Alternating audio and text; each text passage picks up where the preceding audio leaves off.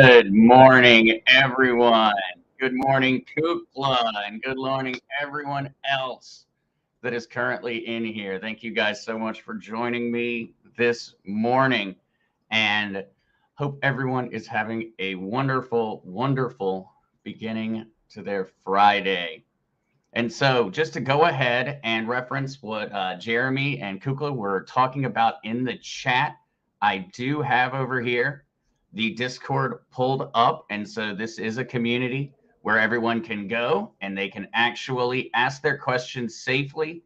And they can also hang out. We've got a music room over here so people can join in there and have a little concert.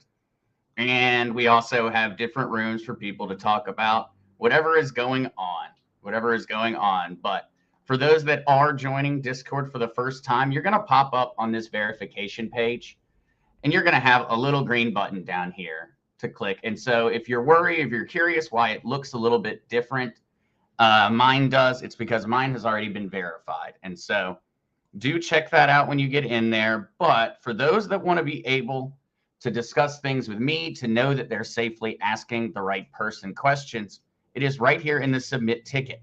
And so you can actually come in here, open up a ticket, and the only person that can see it is going to actually be myself. And so I'm particularly excited to have this.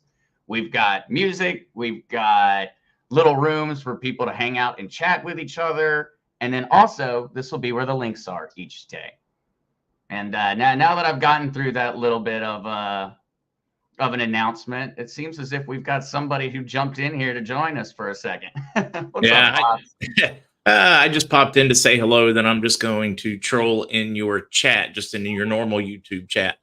A lot of people I do see them asking how to find your Discord. I'm thinking you should add it to your link tree just so that it's easy. That's a great segment into it. Is on the link tree, guys. And so Linktree has got my Discord link on there. And so for anyone who is looking to join the community in that regard, through the Linktree is the option. I know Discord is new for a lot of people, but we're going to be there to help. And I think you're really going to enjoy it. I know it's Pops' favorite. It's just so much easier to use. It's just so much easier to use.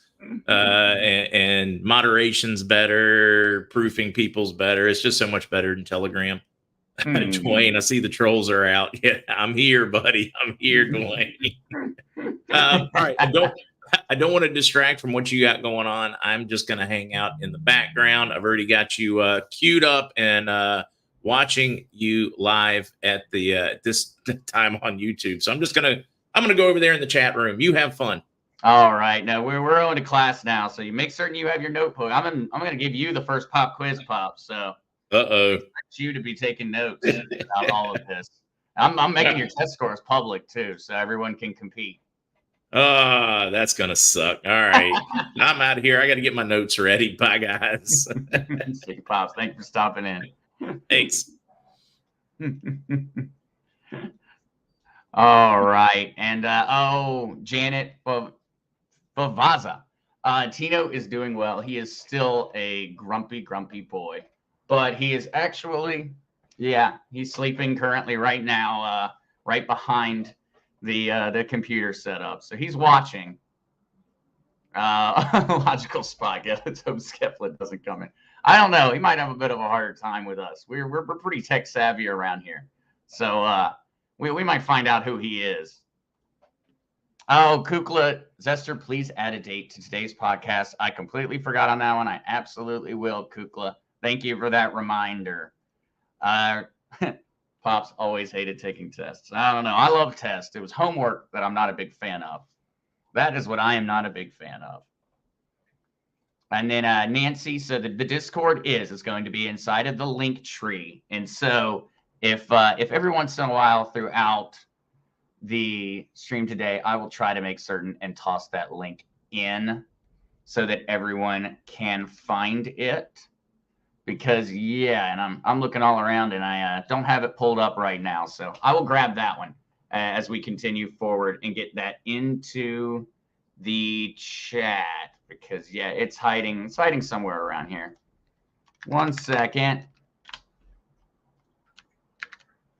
All right.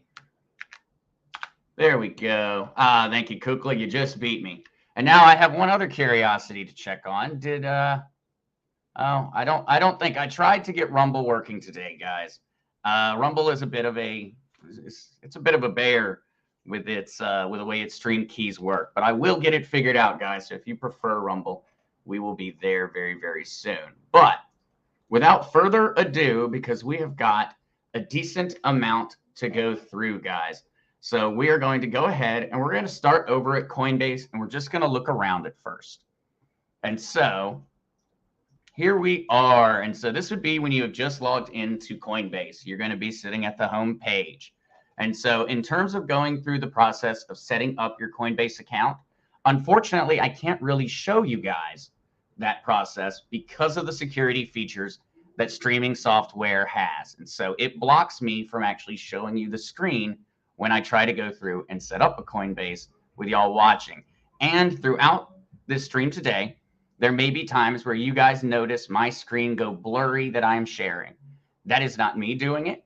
It is being done automatically. It's a security feature. And so they're trying to keep me from giving away any personal information, even though I've already checked. And so I know everything is good on that one, but occasionally y'all may see a little blurry section pop up.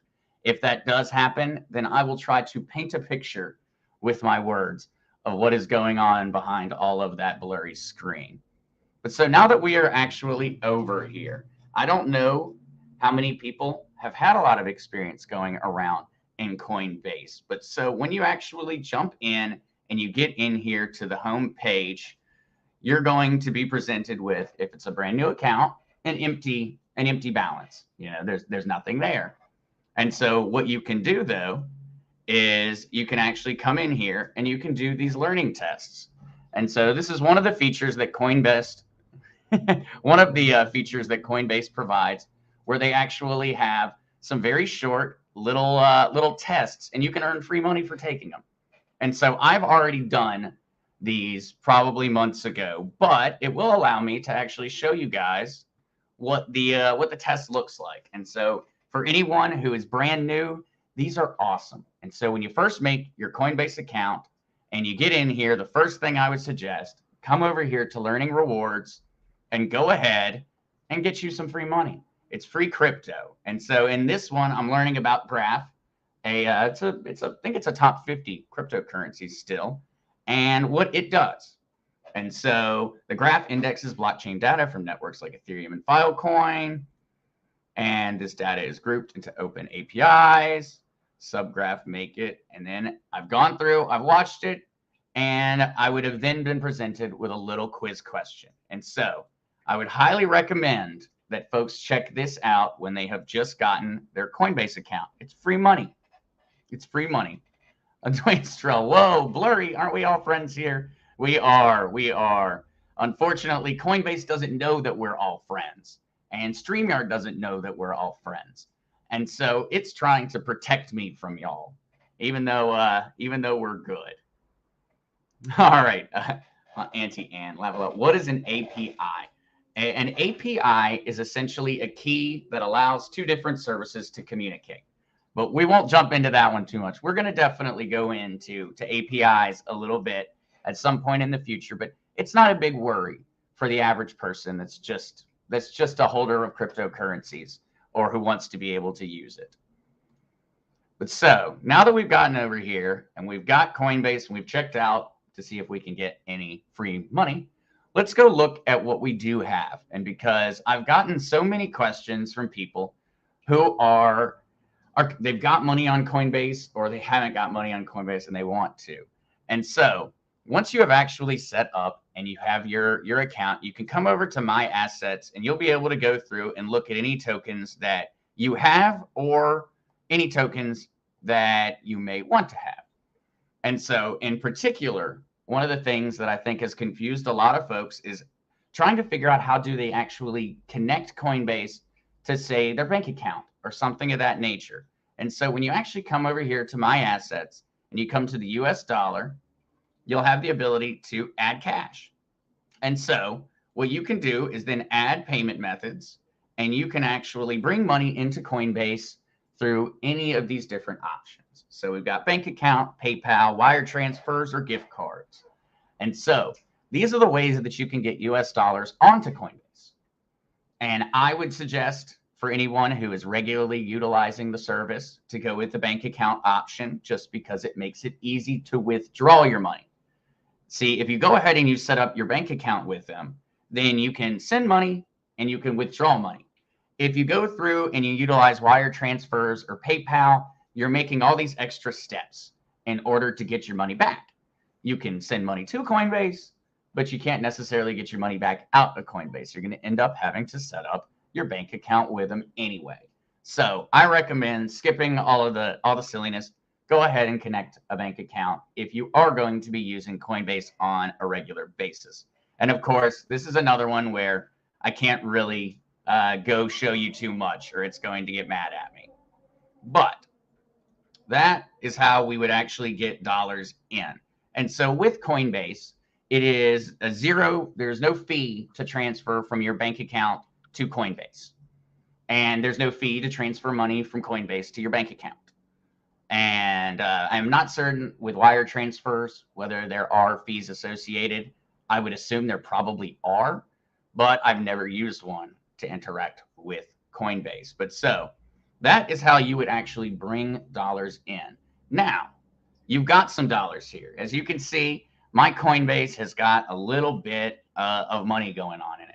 I got a whole wicked $14.68. So we're going to play around with our $14.68 today. And the first thing we're going to do is say you went through and you did one of these learning lessons and you got a little bit of crypto. In this case, maybe you got a little bit of Fetch.ai. And I'm not too aware of what Fetch.ai has going on. I know I seem to have gone up a bit. So I'm up a wicked 15.39%. But I think that I want to sell my Fetch.ai. And so what I'm going to do is I'm going to come over here to trade. And now I'm going to look around and I'm going to go, where is my Fetch? Here is my Fetch. And I have the option over here to buy, sell, or convert. Convert means that I'm actually going directly from Fetch to another cryptocurrency. So in this case, I would be going from Fetch to Bitcoin. And now this is the standard actual setup for Coinbase. And so the fees and the ways that this version of Coinbase works is they're designed to make things extremely, extremely easy. And so see over here, if I wanted to go through and I wanted to sell my Fetch, I would be able to very easily just type in everything that I have and go for it. I wouldn't need to think about it. I can just click sell all, and here my order preview pops up. And so if I were to go ahead and click sell now, right now, my Fetch would be converted into USDC. USDC is a stable coin backed by Coinbase. And so each token of USDC has one US dollar that is sitting inside of a bank account somewhere. And that is the reason this token is going around. And so if at any point somebody said, hey, I don't want this token anymore, I want my US dollar, they would be able to go exchange their token for their US dollar. And so in this case, we could go ahead and we could make this trade. But notice what's happening here with the fee. Coinbase is doing us dirty. Coinbase is taking 0.99 cents out of my sale. It's only a $6.05 sale of Fetch, and they want a whole dollar of it. And that is because I'm using this standard version of Coinbase to sell my Fetch.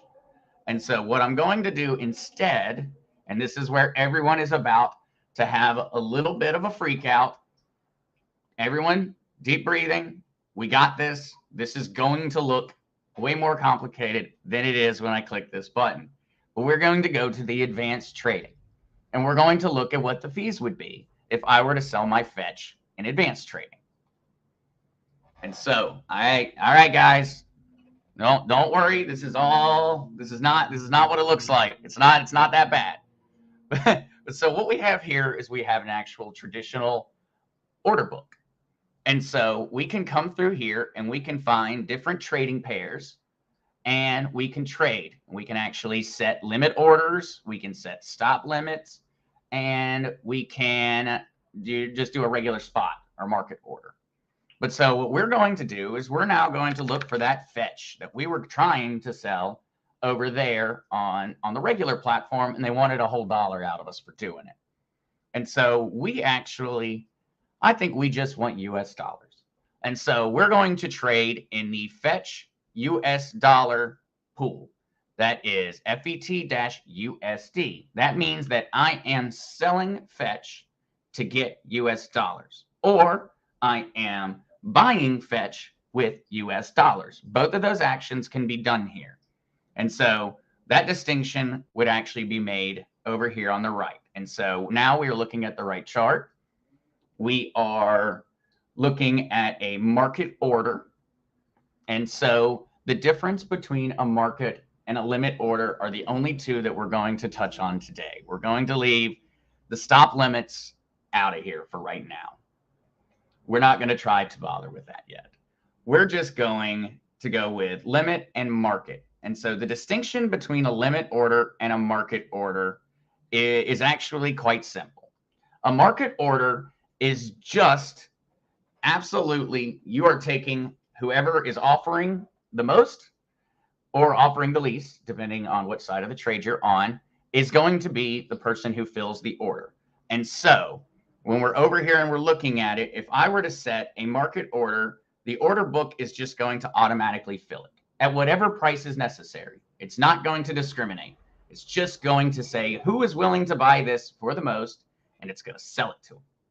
Now, if I were to set a limit order, I would actually set a specific amount that I want to buy and a specific price.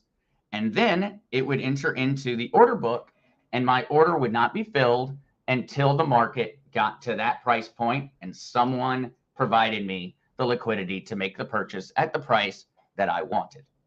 And so I know that those are, we'll do more of a deep dive into how those work. Today, we're going to make things very easy. We just want to sell our fetch, and we want to sell it at market because we don't have a lot of it. We're not that worried about it. And so we're now got it where we are selling fetch. We have selected market order. We have hit max because I'm trying to get rid of all of it. And you can now see down here that our fee is going to be 6 cents.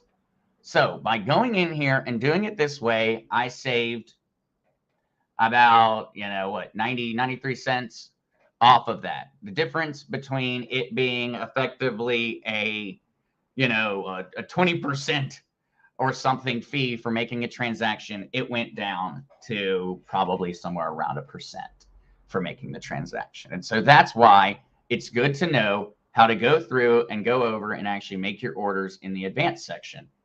Even though it looks very complicated, it really isn't. And so what we're going to do, though, is we're going to go ahead and we're going to click sell. When we do this, we will see that down here, actually on our screens, and I'm going to try to move myself so that my head gets out of the way. Down here on the screen, you will see orders, and you will see that our fetch order, we sold 3.6 fetch, and we received $6.01 for having done so.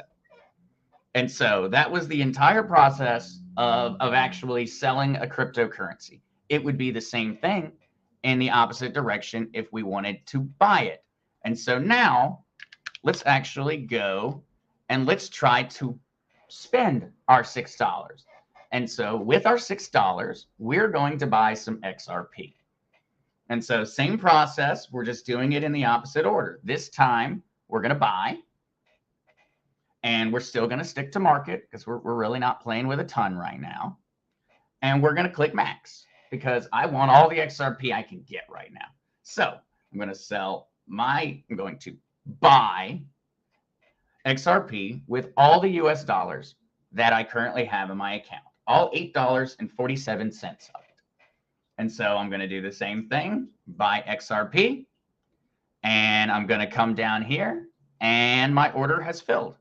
And so I received 14.37 XRP for my $8. I should have paid essentially around, I think, 8 or 9 pennies for making the transaction happen.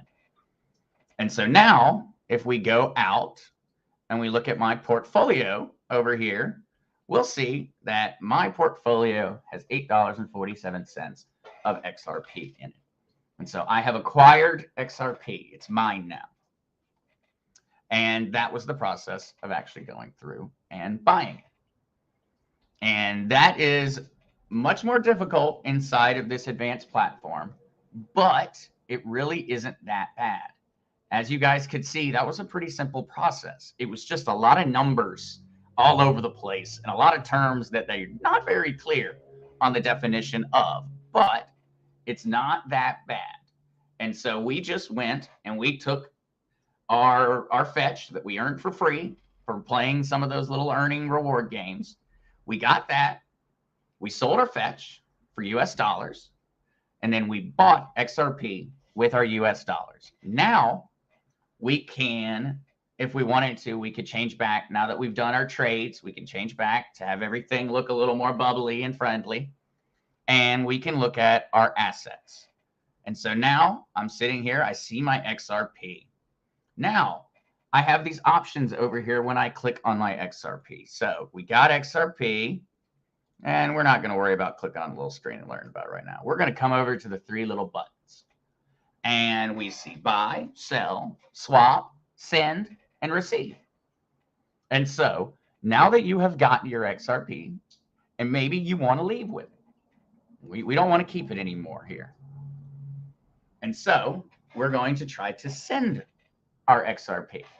And now, of course, we only have our $8.47 of it.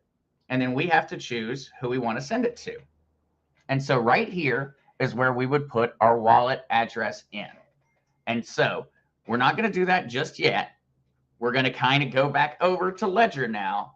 And we're going to learn a little bit about Ledger so that we can get that wallet address that we can put into this box. So Coinbase is going to sit on hold for just a second for us. Savvy says, I can't afford a Ledger. I completely get that, Savvy. And when it comes down to it, if you are just buying a little bit of cryptocurrency and it's not a ton, you're perfectly safe keeping it on most of these platforms, as long as you're not giving out your information or doing anything over the top. You know, it isn't enough for you to be worried about somebody spending a lot of time to try to track you down and hack you or something of that nature. And there are so many other things in the world right now. So I completely get that. If you don't have one, you can just keep your crypto on Coinbase, or you could just keep it on a Trust wallet, on Zerion wallet, or on MetaMask. These are all free services. And so if at some point you do get to a point where you can't afford one, you'll want to transfer that crypto over to the Ledger at that point. Robin Parker, this is a good question.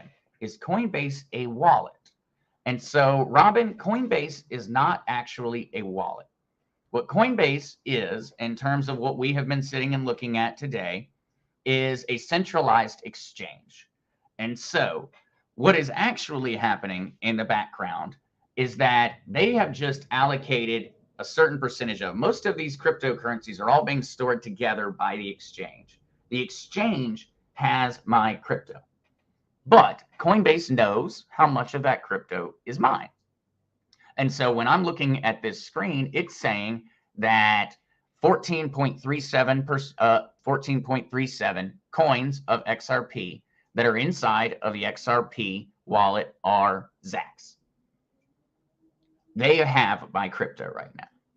I don't have my crypto. And so as we have talked about yesterday in terms of the saying in cryptocurrency, if it's not your keys, it's not your crypto. And so if Coinbase ever has some kind of major problem and they need my $2, and they might keep it. You know, when it comes down to it, it is technically theirs. They owe it to me, but it is in their control. If some Coinbase employee decides to go putting their password into a sketchy website, us random people could be the one that pays the price for that. HKY Wiz, how much is perfectly safe to have on, say, Coinbase? And so this does just remind me there, HKY. So one thing that I forgot to say at the beginning, I think Kukla backed me up by putting it in the chat, but nothing that I say on here should ever be misconstrued as financial advice. It is for educational and entertainment purposes only. And I say this as a matter of protecting my own butt because it is not financial advice. I am just helping people learn about how cryptocurrency works. And so now once I've gotten that one out of the way, HKY is, it really comes down to a matter of your risk tolerance.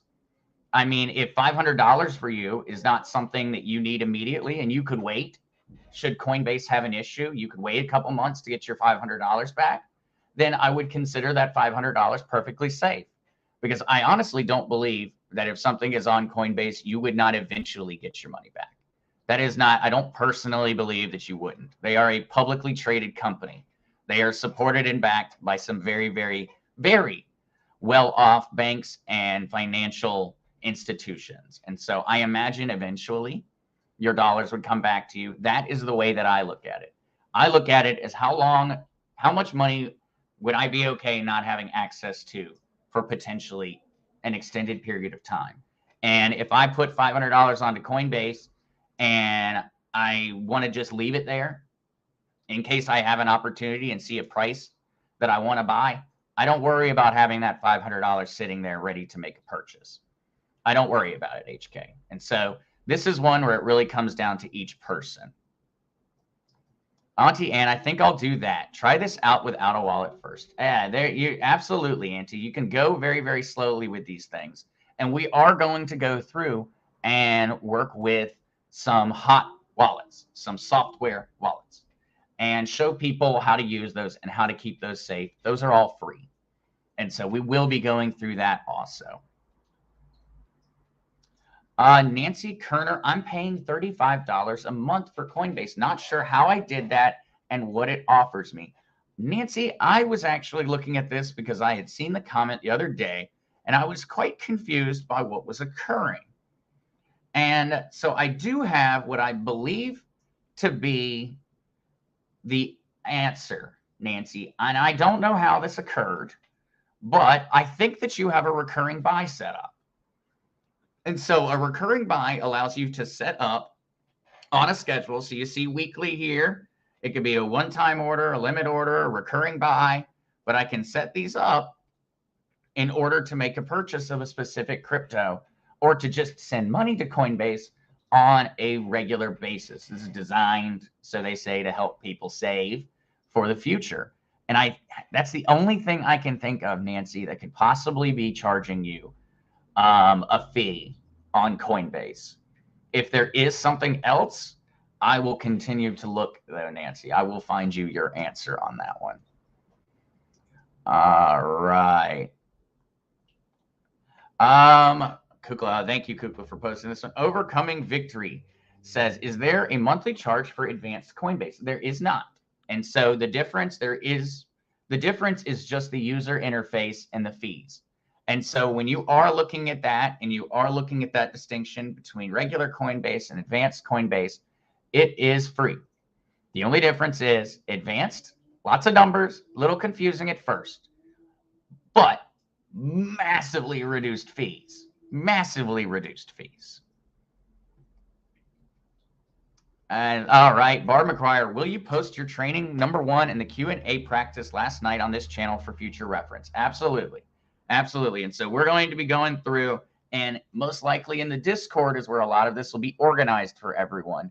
But that's where you'll be able to go through and look at all the lessons, and you'll be able to get all the links to the things that I am using over here. And so when you saw me jump over here to this market order, I'm going to post those links in the Discord. I have a few other ones for later in our lesson today for us to check out as well. And those will all be posted over there in the Discord so that everyone can check them out. If we do see that people are having an issue with Discord, then I'll find another avenue to also put it out on. I know at some point I'll have a website up and running. Oh, 502 boss. This is a great reminder for me to mention every once in a while, but I would definitely appreciate if people did toss a like and hit the subscribe button if you're not subscribed. Apparently, I've watched enough YouTube videos to know I'm supposed to say that each time, but I really appreciate that, 502 boss. Graham Johnston, is Coinbase wallet a DeFi wallet? I have my own seed phrase.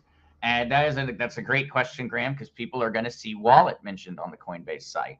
And so that is separate from Coinbase itself. That is a DeFi wallet. That is a soft or a hot or a software wallet. There are many terms that I've seen thrown at that one, but effectively, I've always called it a hot wallet. And hardware wallet was a cold wallet. Some of those verbiages, I think, just go back a little bit longer, where a cold wallet for a long time was just a paper wallet for people. And so the Coinbase wallet is separate.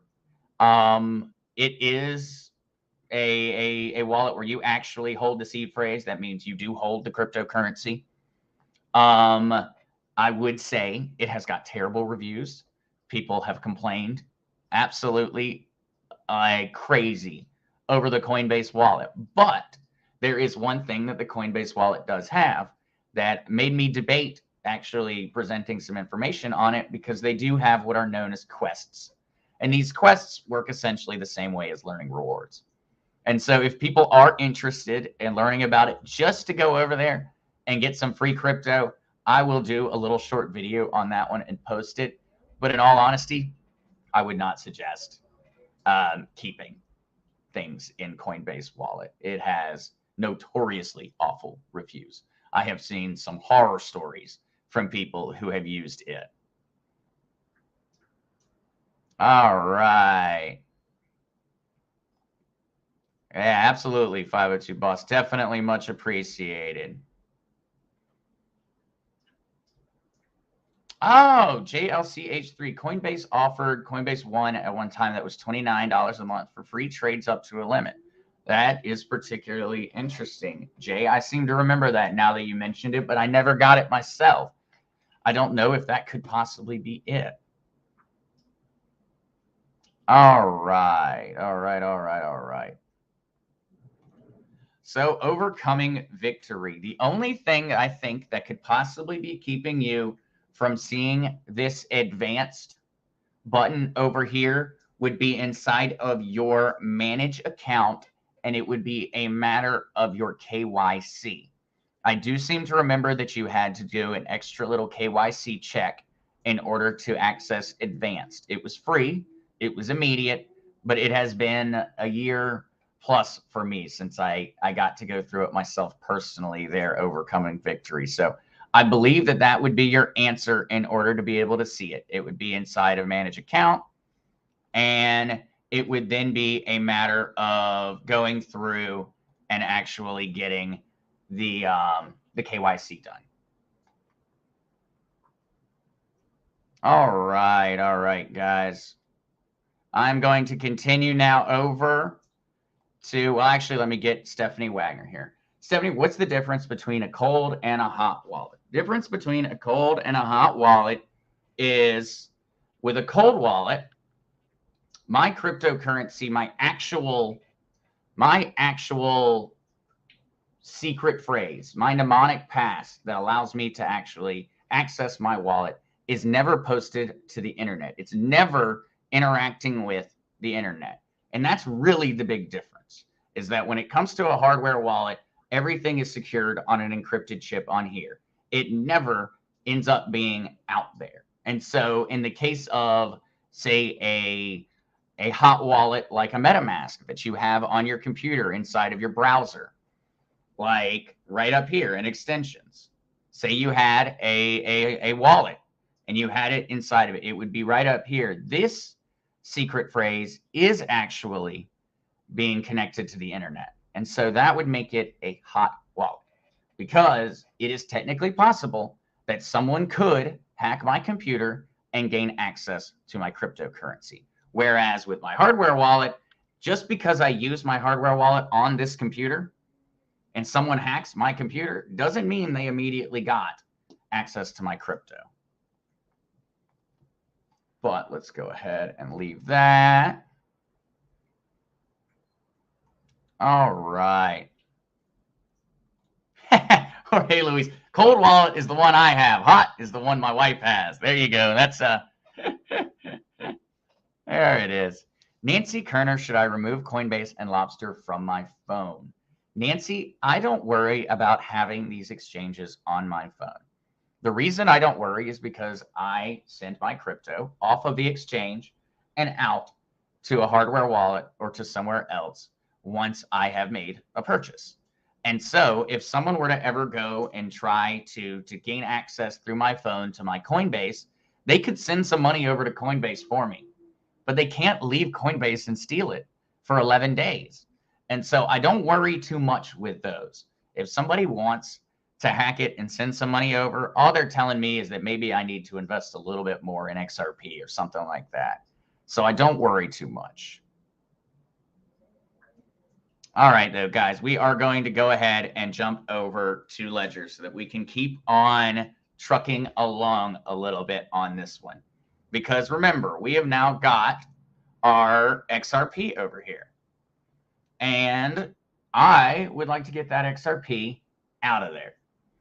And so what we now need to do is we need to get our hardware wallet plugged in and hooked up. And so I am going to be taking my hardware wallet and I'm going to be plugging it in, and then I'm going to put the passcode in. And that's going to allow me to interact with Ledger Live over here, specifically with an account that I want to set up an XRP wallet on. And so if you guys do not mind for 1 second, I'm going to be typing in my passcode for my Ledger. And so my apologies as I am looking down and distracted for just a second. I've gotten pretty quick at this. So let's see if I can't get it right the first time. All right. And so I have just logged in to my Ledger wallet and I have connected. Now, what I want to do is I know that this wallet happens to be the Zester wallet. And so I can actually look at my wallet now. I can see what it has in it. All my wallet has in it is Ethereum and wrapped Ethereum. And so this, though, is not where XRP needs to go. XRP needs its own wallet. It's not an Ethereum token. And so what we're going to do is we're going to actually add an account. Well, let's check one thing first. Oh, no, we're not yet. We're not ready yet. We are not ready yet because we have one other thing that we need to do. And so whenever you purchased your Ledger, remember how it mentioned how many apps you could have on it, how many applications could be run. And so that's actually what we're going to be doing now is we're going to make certain that we actually have the XRP application on our Ledger. And so I can tell from scrolling through the apps that I do not have it. All right, let's see what went wrong there.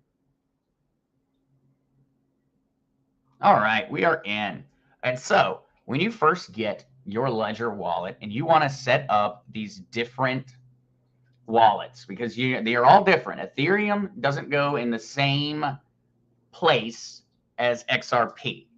And so what we do in order to create those separate places on our wallet is we download these apps and we add the account. And so you can see here that I already have the Ethereum app installed and I have the Binance Smart Chain app installed.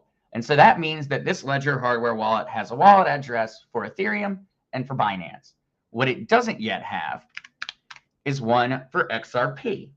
And so what we're going to do is we're going to install the XRP application.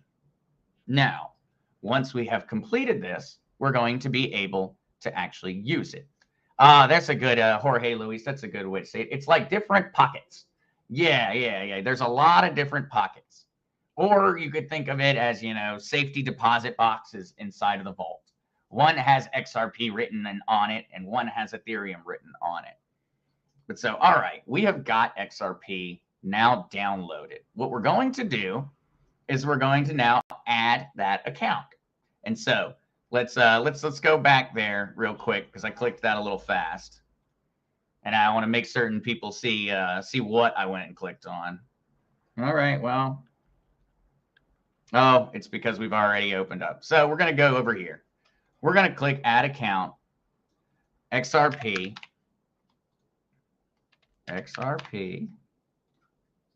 We're going to continue.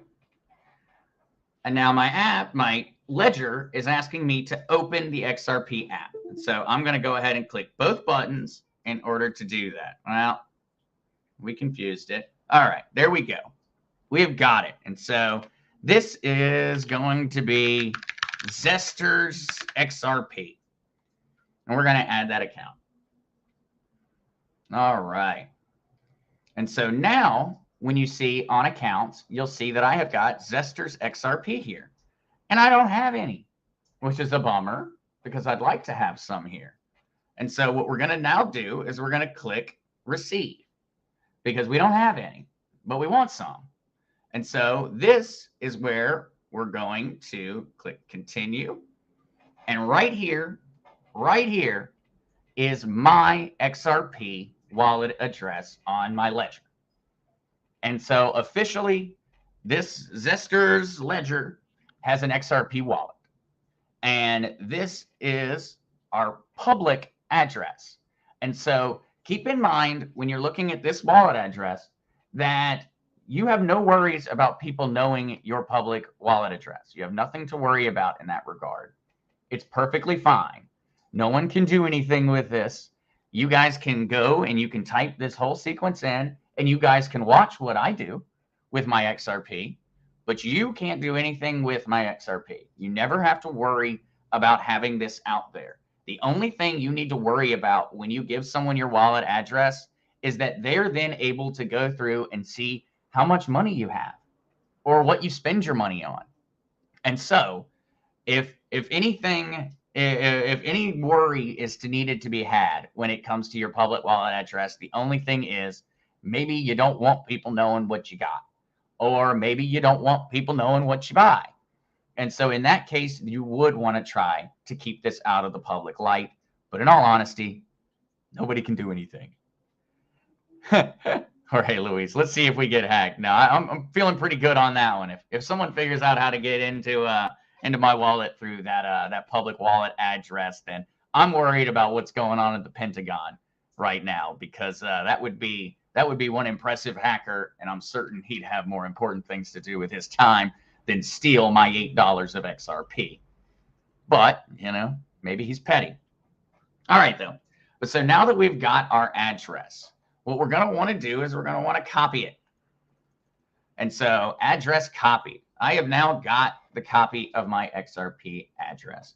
And what I'm going to do is I'm going to go ahead and I'm going to click on my actual Ledger hardware wallet. I'm going to click both buttons to verify. Yep. Okay, let me look. Yep, my Ledger hardware wallet has now the same wallet address listed that is listed on the screen. And so now I know these are both exactly the same, and I click Approve. And so now my address was shared securely with me. All right, so now we have that address. And so now that we do have that, remember what we were at just a little while ago. We were over here at XRP, and we had just clicked that we wanted to send our XRP. And remember, it wanted to know who we wanted to send it to. Well, now we know. I want to send it to that guy because that guy's me. And so I just copied and pasted. So that address that we copied from over here, I just took it over to XRP when I was doing the send, and I pasted it in. And so, bam, that's it. That's where I want it to go. And as you can see now, it has it listed here. It knows that it's supposed to go there, and I want to send all of it. And I'm hoping that XRP will let me, because you need, I believe, at least 10 XRP in order to open up a wallet. So hopefully it will allow this, but here we go. So we've set it up. We know we're going to the address that we copied from our Ledger Live. We know that we're sending XRP, and we know we're sending all of it because we want all of our XRP. And so what we're going to do is we're going to click Preview Send. And here it is. The minimum amount you can send is 22 XRP. And so this is because XRP requires a specific amount of XRP to actually set up a wallet. And that amount is 20. And so we're not able to send our XRP off of Coinbase unless we can send enough to, one, Coinbase has withdrawal limits because they don't want us withdrawing 1 penny at a time and messing them up. So they make you withdraw a decent amount in order to do something. And we need to be able to start the XRP wallet with our first 20 XRP. And so we are not able to send it out of there. But we got it. We've got our wallet address. We've got our XRP, but we don't have enough XRP to leave Coinbase. And so what we're actually going to do is we're going to go ahead and we're going to show people something from a bit of a different angle. We need, because we don't have enough money to buy more XRP. We've only got, I spent $8 on XRP, and I mean, I guess I could try to sell the bounce and scale, but I need at least 22 XRP. So what I'm going to do instead is I am going to send some crypto to Coinbase. So I want to send, well, let's see what I've got. I have got Ethereum. And so I want to send some Ethereum to Coinbase so that I can buy enough XRP to leave with my XRP. And so what we're going to do is we're going to come over here and we're going to find Ethereum on Coinbase. All right, we found Ethereum on Coinbase. And I don't have any over here, but I've dealt with it in the past. I've messed with it in the past. And so, did I have even a small fraction of it anywhere in here? No, I don't have a penny of it. Okay. In which case, we need to deposit some Ethereum. Where have they moved my button? Where have they moved my button? There it is. That is sneaky. And so we're in Ethereum. We go over to primary balance. We go to receive.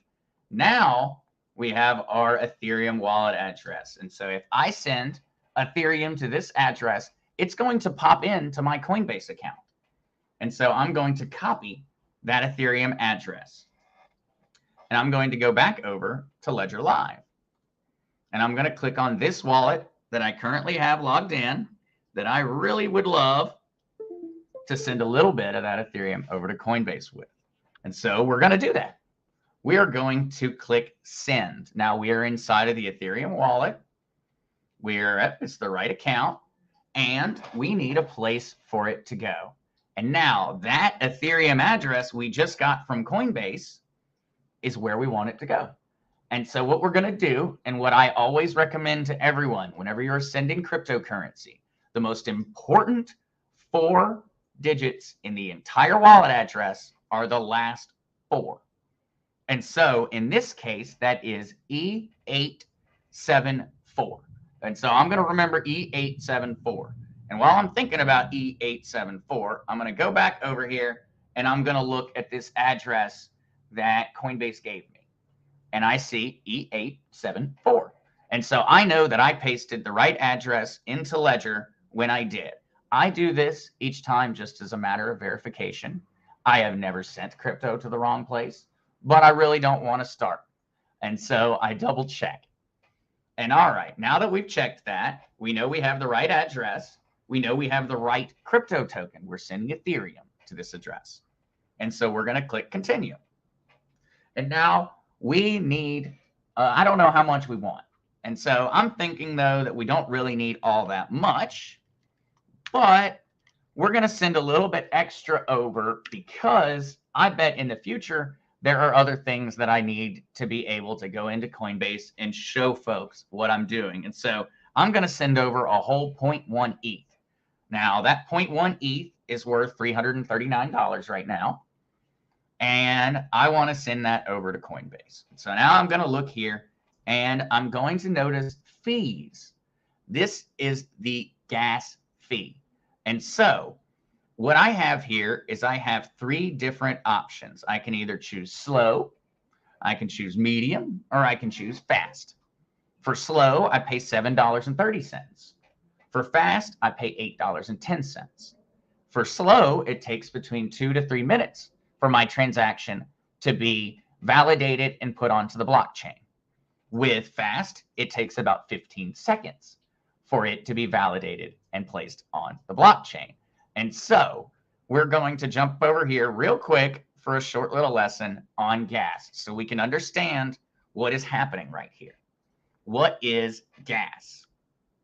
And so it is very much in the same way as the gas that goes in your car. It is the currency required for the network to work. Your transaction needs gas in order to be sent. Now, what that gas is doing is it's being used to pay the validators of the network. And so that's why if I pay more, it happens faster because I am bidding essentially for the validator's time. And they've decided that they would rather have my extra 80 cents. And that makes me more important than everybody else. So if I'm not in a hurry, I could just click medium and I could wait 30 seconds. Or I could pay an extra 76 cents and I get my crypto fast. And so there are situations where it makes sense to change and increase the gas that you're paying. And there are times when it really doesn't. And so what you'll notice is that these gas fees change throughout the day. The reason they change throughout the day is based off of how much traffic, how many transactions are going on Ethereum. And so if there aren't a lot, then it'll be cheaper. If there are a lot, it'll get more and more expensive. And so gas refers to the unit that measures the amount of computational effort required to execute specific operations on the Ethereum network. And so the reason that I'm not going through and just reading this page off for everyone is because they use a lot of computer science lingo. And so I'm trying to use some metaphors, some analogies to help when it comes to gas. And so gas, though, is something that you can always figure out whether it's expensive or not on the market at any given time because of the GWEI rate, GWEI. And so GWEI is a contraction of gigawei, meaning billion way. So it's all just extremely, extremely confusing. But it's called GWEI. And the higher that GWEI number is, as you can see right now, according to CoinGecko, which you can come right here on CoinGecko, and right up here, you can see what the gas rate is. CoinGecko is saying that the gas rate is somewhere around 67 GWEI. And I know, don't even try to figure out why GWEI. It's a silly word, but it's what the unit of gas is measured in. And so right now, I need 67 gallons of GWEI in order to send a transaction on the Ethereum network. And so that is what is happening right here. In all honesty, I wouldn't say people should worry all that much about figuring this one out. Maybe if you were trying to make a trade really fast, then you those seconds would matter. But the only thing that really matters is that you never send a transaction with too little gas. So if you send a transaction and say you're real cheap, and you look here, actually on this screen, you'll notice that it has an advanced section. And say you're really cheap, and you say, no, I'm going to pay 1 GWEI. I'm only paying 1 GWEI. I'll wait. What could happen by you doing that is your transaction could actually get essentially stuck in blockchain purgatory. And then you would have to send more Ethereum, more gas in order to get it out of blockchain purgatory. And so something that I always suggest for everyone, unless you are a seasoned professional is go ahead and go with the estimated fees. And in most cases, just go with the medium. The difference here is a matter of 5 cents for this transaction. And now gas is high right now. So I could always wait and I could make this transaction at 2 a.m. in the morning. And I might only have to pay a couple pennies to send my Ethereum over. But right now we're live and we're doing these things in real time so that everyone can learn. So we're going to pay a little bit extra and we're going to go ahead and send.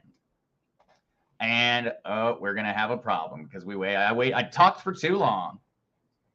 But once I log back in to my Ledger hardware wallet, which keep in mind, guys, Ledger hardware wallets do go to quote unquote sleep if they are not used for a while.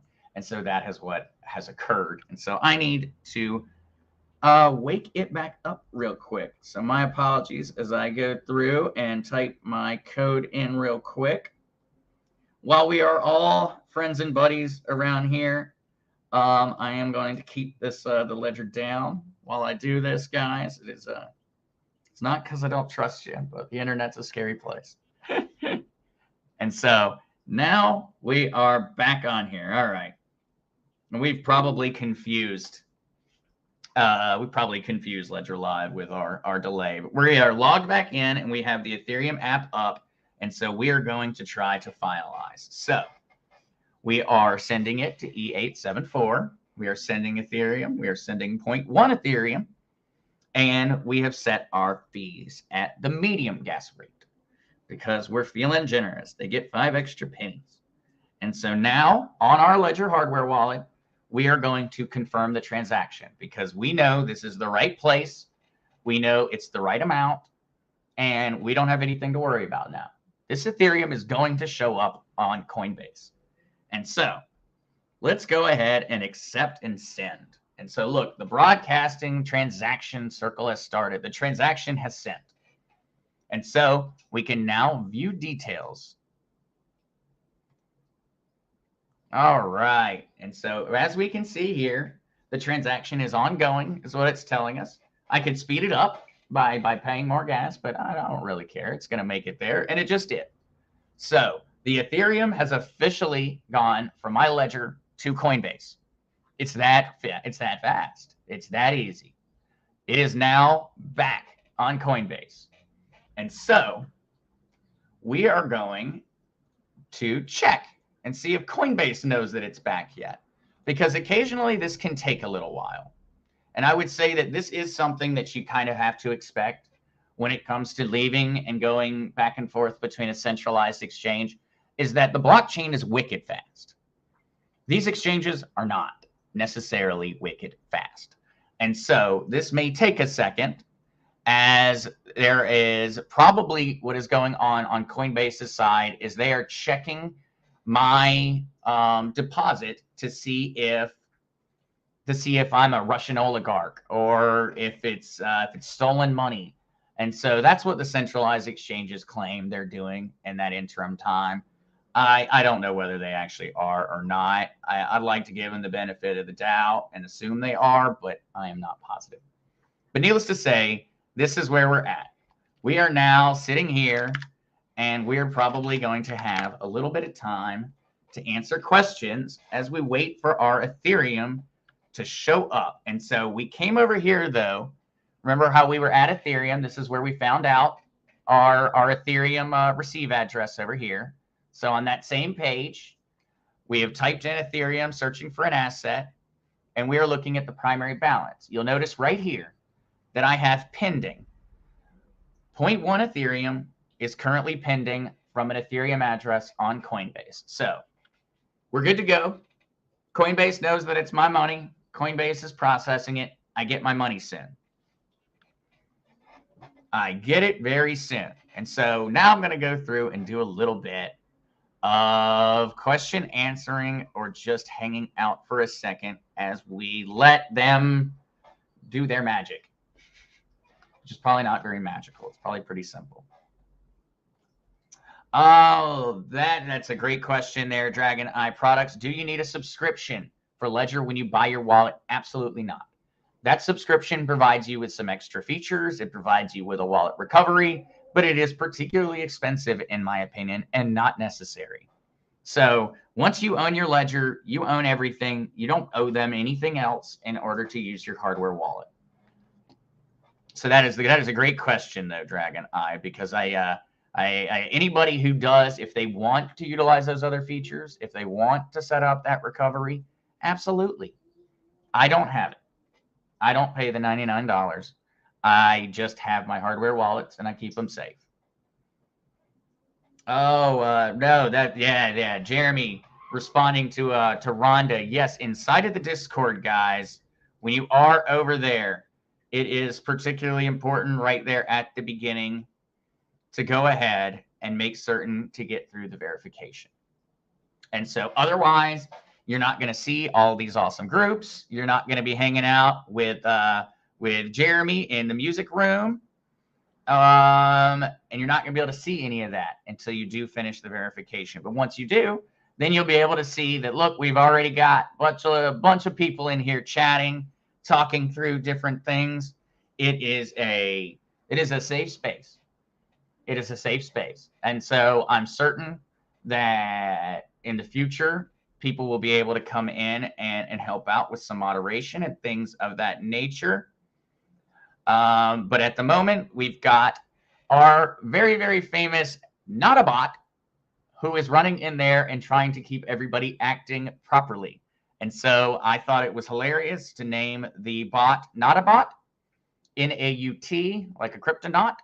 And so whenever you see Not a Bot, you are seeing the guy who is keeping everything together, along with Jeremy. And I'm certain Kukla and other people will be in there every once in a while to check things out and make certain everybody is acting right. So unless you want Not a Bot to put you in naughty time, don't go making him angry over there. Something else that has also occurred when everybody has joined is you got your first rank. Everyone that has joined the Discord and completed the verification is officially a cryptonaut.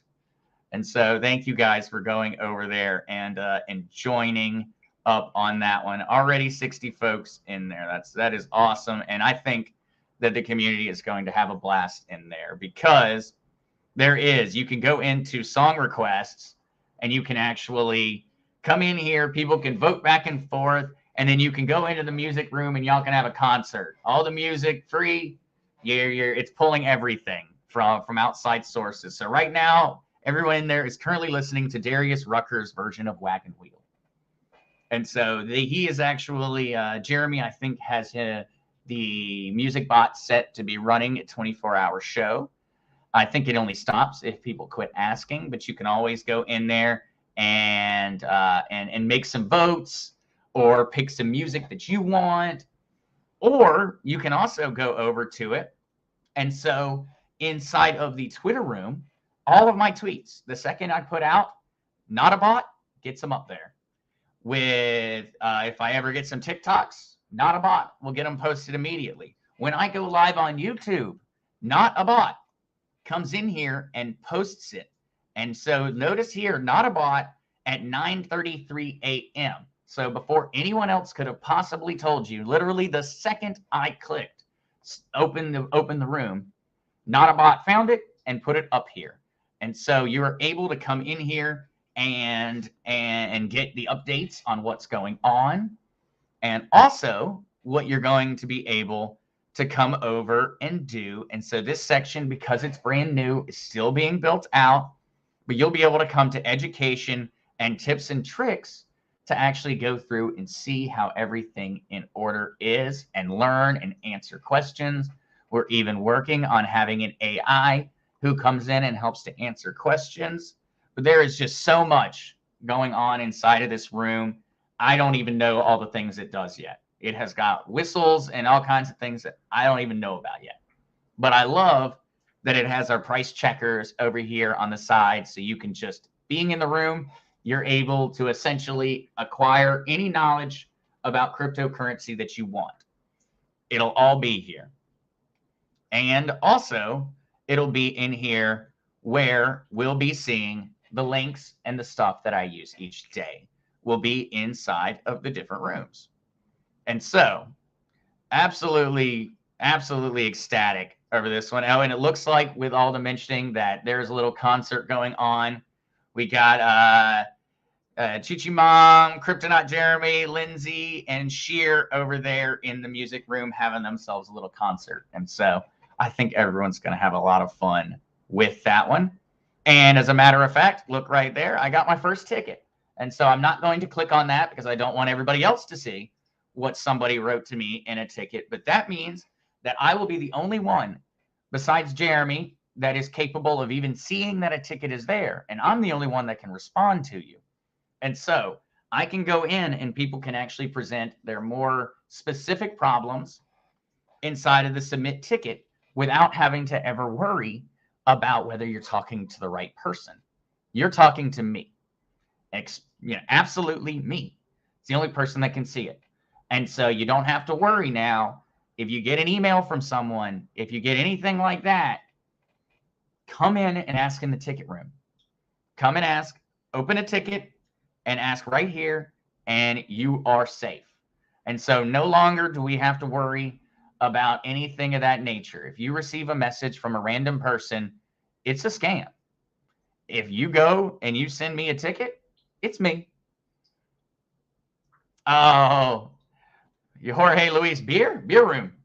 Where's the beer room? Oh, and David Lewis, do you have a hot box room? Judging by your profile picture, I have a feeling what's going on in that room. That would be a chill place, a very chill place. Kathleen Miller, you can get to the Discord via the link tree right there. All right, though. I think that I was missing a few questions as I went on that. Okay. Oh, here's a really interesting one. Rob Will asks, can you link your crypto assets into a trust? And would it be recommended if so?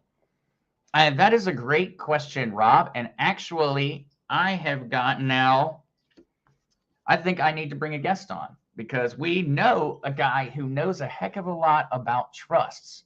And so I think that we're going to have that fella come on and let him maybe talk about some different ways that trusts could be structured in order to protect our crypto. What I would say, though, Rob, is that when it comes down to it, cryptocurrency, and in all honesty, the process of maybe this going from me to, say, my brother, if something awful happened, he knows where it's at.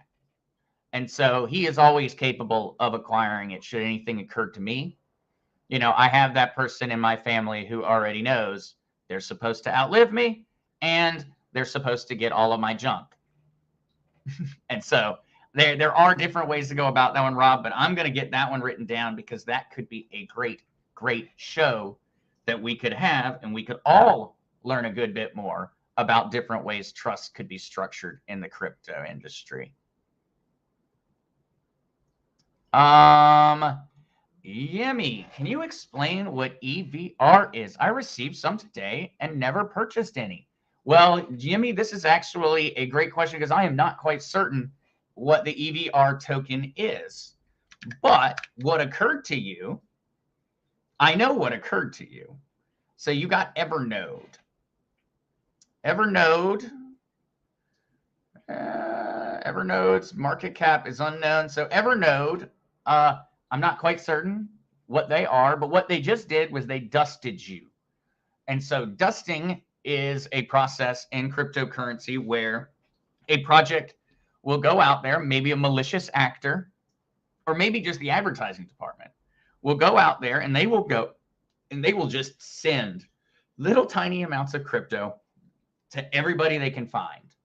And because remember, those wallet addresses, they're public. I can go on to Etherscan or a different website and I could copy and paste 1,000 of them. And I could dust all of your wallets with crypto.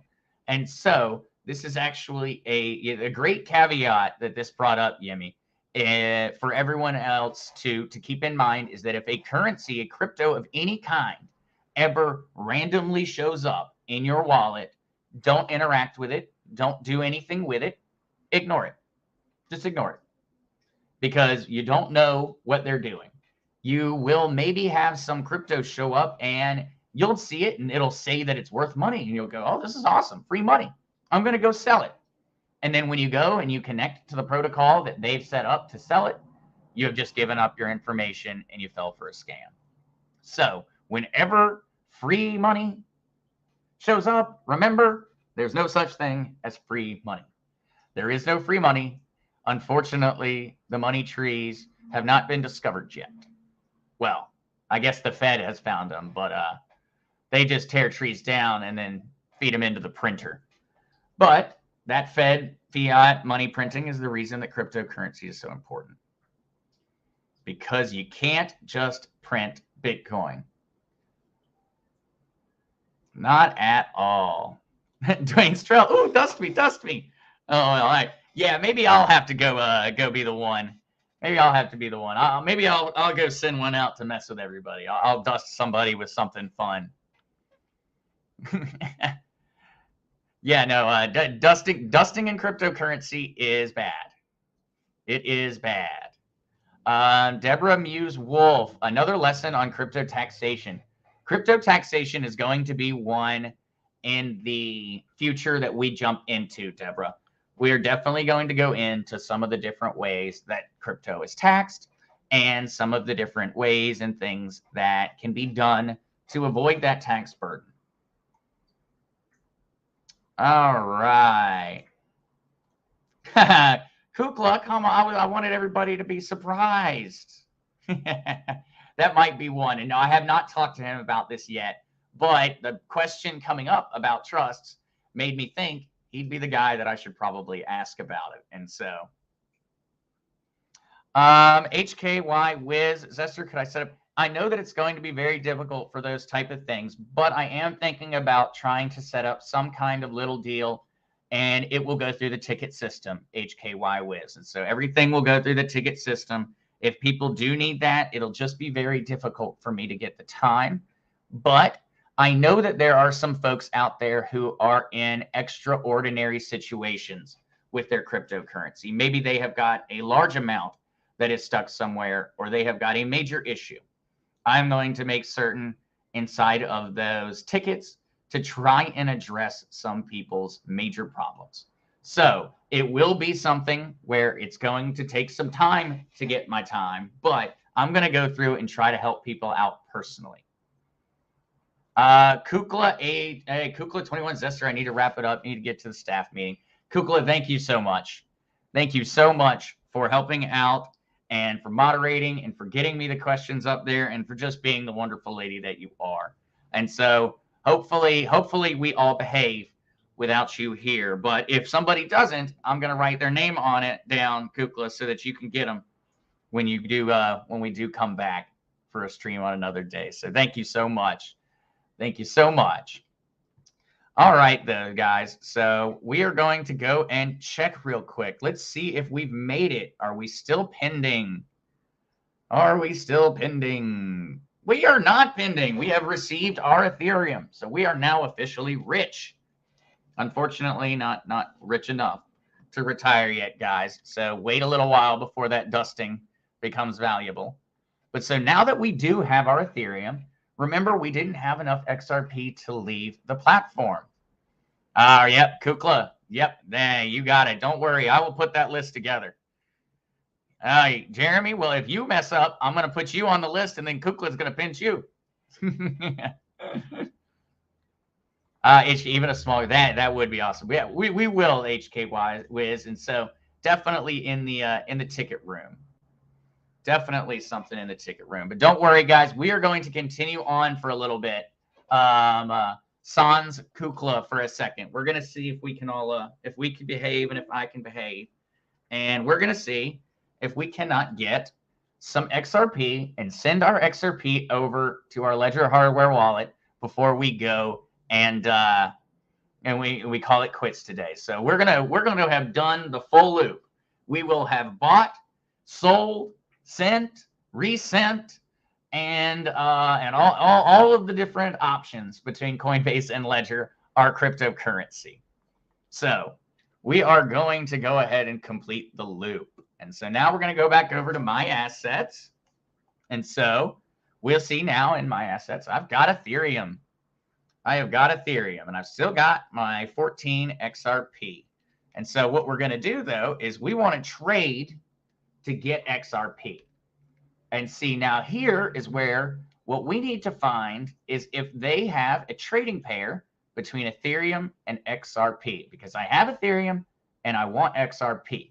So we are going to come over here and we're going to click on the scary button that makes the screen go all crazy.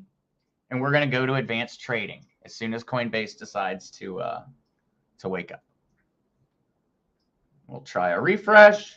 Coinbase. Coinbase. Coinbase. All right. I think I need to give them a second. I think I'm trying to rush Coinbase here a bit too fast. Yeah.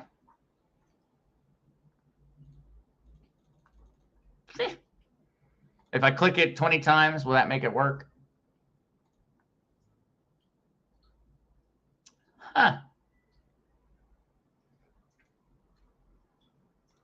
Well, are we able to go about getting there in a different way? Let's go ahead and hit another refresh. We got something funky happening. All right. Let's go over to trade. We still, for some reason, are not allowed to click on that. And so, guys, now it's more realistic, because if it all went smooth while I'm doing things live, everybody would think it was pre-recorded. Definitely proof that it is not, because right now I really want to click on that button. I know I want advanced trading. All right. Well, if it won't let me do advanced trading, then maybe we'll end up doing this the standard way and paying a little bit extra. We have all gone through and learned today how to go through on advanced trading and make the purchase on the order book. So maybe we're going to now learn how to do it the really easy way and just click the button. All right. So we want to buy XRP.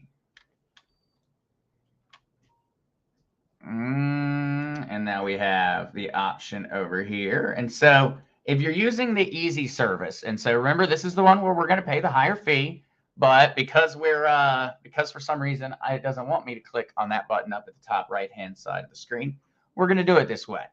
And so if you are going the easy route and you don't want to mess with those books, you're okay with paying more in transaction fees, and you want to go through it this way, if you're using US dollars, then you would click on buy. And so we are going to, if we were to go through with this, we would be making a purchase from the bank account, buying XRP, US dollars, XRP in the long run.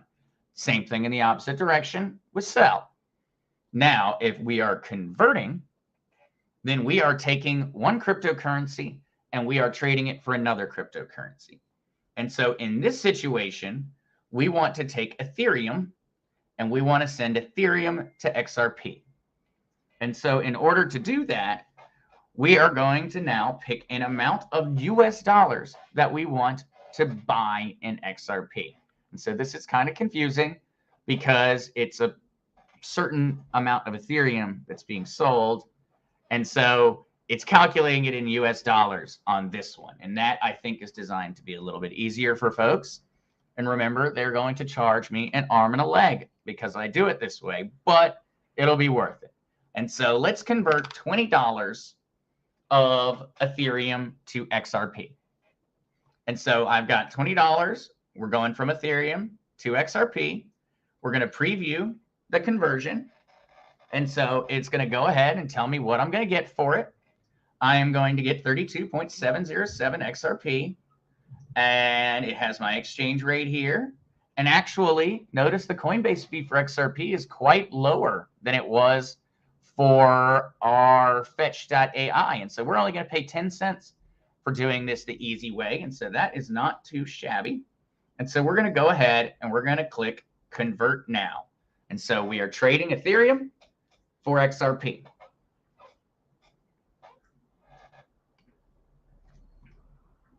This is great. I love that you're having difficulty connecting. Makes me feel better. Deborah, it is. It is. If everything went too smoothly, then people would think I was messing with it. And do not think that you are alone in the struggle, because it is very common for there to be issues with connectivity, specifically when things are particularly busy in cryptocurrency. And because of the way prices are skyrocketing at the moment, it is particularly busy. And so very often these services could have slight delays or things that are going on account of that. And so our order was submitted, and it says that I will receive an email when my order status updates. I don't really want an email, but okay. And so now we are back. We are back to waiting. Oh, and we don't need to wait any longer. Our XRP has already been swapped. And so now we got all kinds of XRP. We got 28 whole dollars worth of it, 47 XRP. And so now we're going to do what we had started with, where we're going to try to take our XRP that we just bought on Coinbase and send it to our hardware wallet. And so that means that I am going to need to log back in, probably to my wallet. So let me get that one. If you are doing a lot of things on your hardware wallet, one recommendation is you can go into the settings inside of the wallet and you can increase the amount of time before it goes to sleep. That is helpful. I would definitely say that is helpful. And also, if you just click a button every once in a while, it will keep it from going to sleep. But while I have been chatting and everything else, I have gotten distracted and forgotten to do that. So I am going to quickly get logged back in. And then we will finalize securing our XRP. So, all right. Now we're going to go back on our Ledger Live over here to Zester's XRP, and we want to receive it. We want it to receive there. And so we're going to look at it and we're going to go, okay. And you'll get really used to this one because this wallet address doesn't change. So I am PQ4R. And so I'm going to copy that PQ4R. I copy that. And now I'm going to go over here to this XRP here. And I am going to send the XRP to that wallet address. And I'm going to verify. Remember, guys, the last four, PQ4R. And so I know that's the right place. So awesome. And I'm going to send all of my XRP. Now I'm going to preview the send. And it says everything is good to go. It is going to PQ4R on the Ripple network, which of course is what we want to use. And the send time is going to be less than a minute. And I'm going to click send now. And so now this is a security feature that is actually done through Coinbase. And so when you're leaving Coinbase with money, it is a great idea to have an authenticator app hooked up to it. And so I need to grab my authenticator phone because I actually have a separate phone that I use just for that.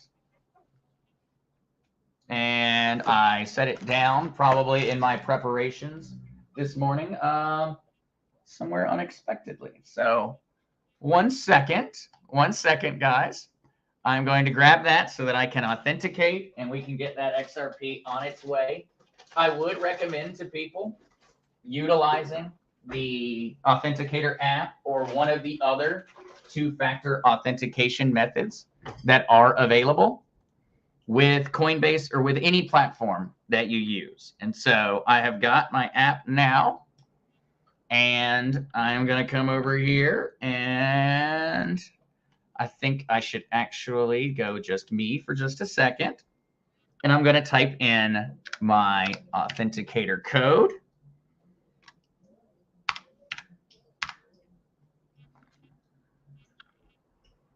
All right. And so that appears to have been typed in properly. And so my 47 XRP has officially been sent. And it's got a little bit of extra stuff. This transaction usually takes a few seconds. And whenever you send a transaction out of a exchange, you can always view your transaction. And so whenever you actually wanted to go through and you wanted to learn a little bit more about what's going on, you can actually go and view the transaction on a scanner. And so this is way more advanced. We're not going to worry about this at all at the moment, but something cool that we'll be going into up at the top. Yeah, overcoming victory. For some reason, that button just doesn't seem to do anything. It was doing things. We can go back in the recording earlier, and for some reason, it was working perfect back then. So I'm not certain they're overcoming victory. They're trying to shut me down because they don't want people to know all this information. It's the people in the blacked out SUVs. I'm going with that. Rob will. Maybe the cat drug it off. I would not be surprised. I would not be surprised. That little stinker plans things, I think. I think he enjoys messing with me. He just plays ignorant. It's all just a disguise. All right, though. So now let's go on back and let's see if it showed up. So we've got it sent. Everything's saying good to go on Coinbase. They're saying that money's gone. And I'm going to come over here to portfolios. Actually, I'm going to go to accounts. And I'm going to come over here to Zester's XRP. And look at there. Zester's XRP is now safely stored inside of my hardware wallet. And it is safeu with me now. It is now inside my bank vault. And so for anyone who has had those questions about whether they have worried about sending their cryptocurrency to an exchange, sending their cryptocurrency off of an exchange, sending US dollars to an exchange, we have now gone through and we have covered them all today. Now, if there is more clarification that is needed, absolutely let me know. Because when it comes down to it, I am not the type of person that learns in a traditional way. And I don't think that I probably teach in a traditional way. And so if there are things that are missing, please come into the Discord and drop a comment. There's even a suggestions area inside of the Discord as well. And so come in here, drop suggestions, feedback, things of that nature, so that if there is something I missed as we went through this, that we can make it easier. HoneyGuard, this was being recorded, right? Absolutely. So HoneyGuard, the second that I end this stream, it will be posted as a video that you can go back and watch at any time. And so we're also going to try to get those shortened down so that there's an even simpler little video to go through. David Lewis, that was easy peasy. I am really glad to hear that, David. It when you go through and you look at it and you just go straight through the process, it's not that bad. It just requires seeing it being done a few times. I mean, is it complicated? It's a little complicated, but I feel like it's kind of like riding a bike. Once you've done it and you've ridden around a little while, you're not really going to forget.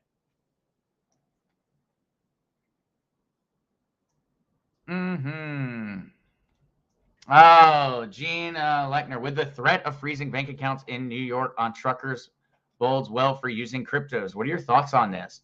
Gene, this is why it's so important when you have your crypto that you store it on a hardware wallet. Because, Gene, if we have that money and it is still sitting here in Coinbase, and say somebody disagrees with what I like to do or what I think or what I believe or where I want to donate my money, they can close my account. They can freeze this money right here. The money will be stuck. Now, if my crypto is in this hardware wallet, they cannot stop it. They cannot shut down my money. It is not something that a government can just go out there and do. A government can go out there and shut this down. A government cannot come in and shut this down. Even if they got Ledger and they got the Ledger CEO and they said, you're going to jail if you don't let us in, they would still not gain access to my crypto.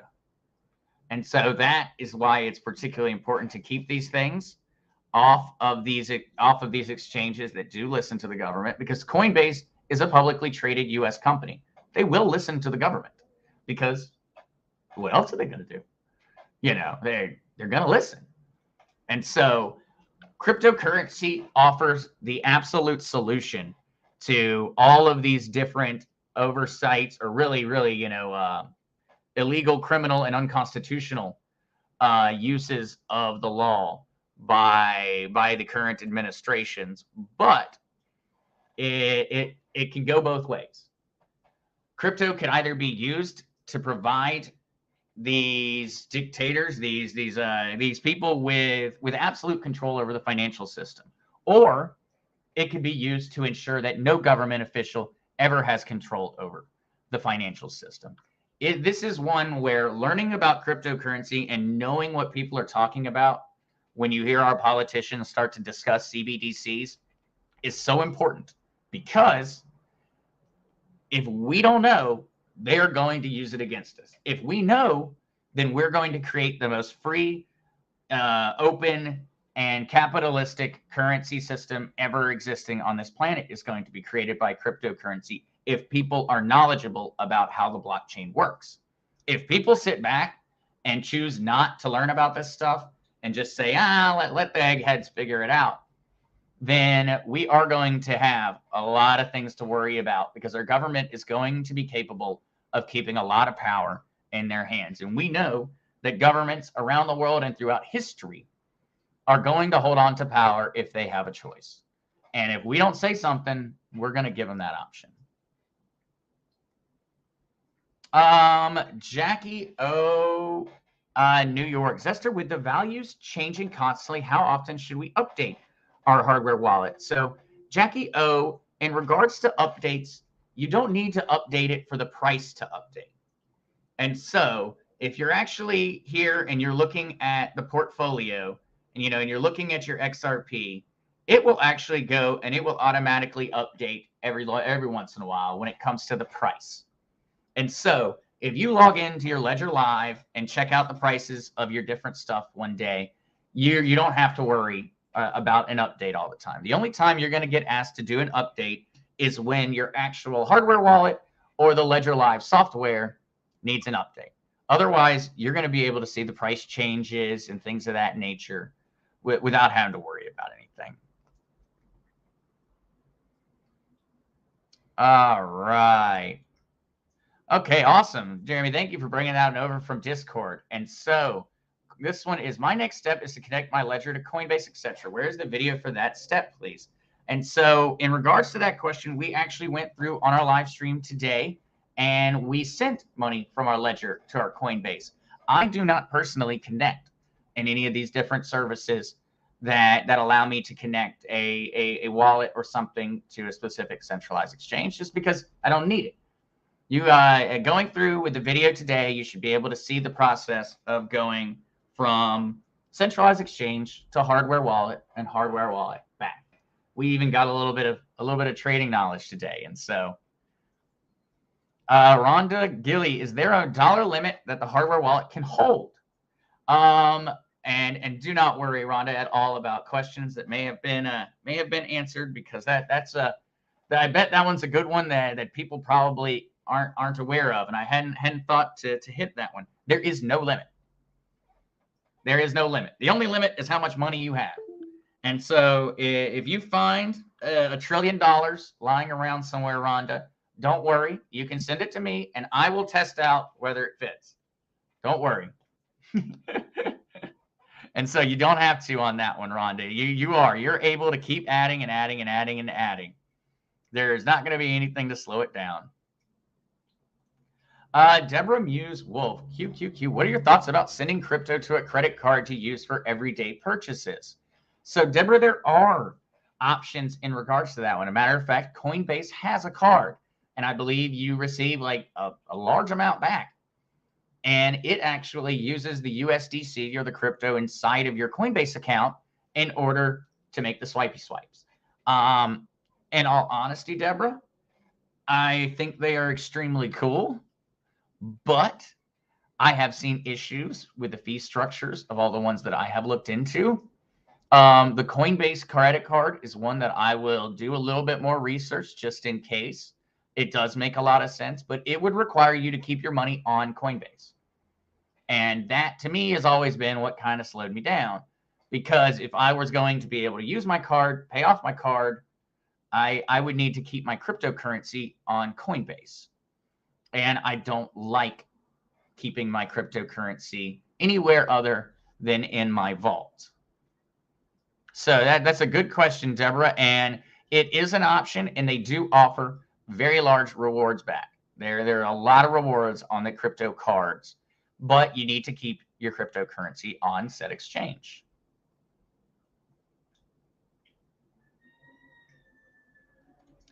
Okay, Jackie. Okay, but new risen values shown on screen aren't actually ours until put into hardware wallet.